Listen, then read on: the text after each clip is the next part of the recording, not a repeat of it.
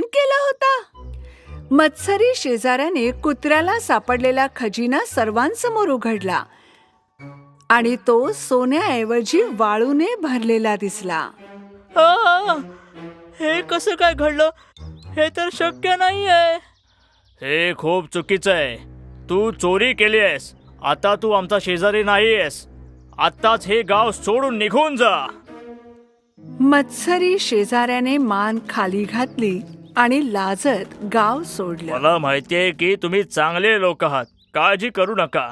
आपलं गाव आता एक सुरक्षित ठिकाण आहे आणि विशेषतः तुमच्या या कुत्र्यासाठी. तुम्हा सर्वांचे खूप खूप आभार.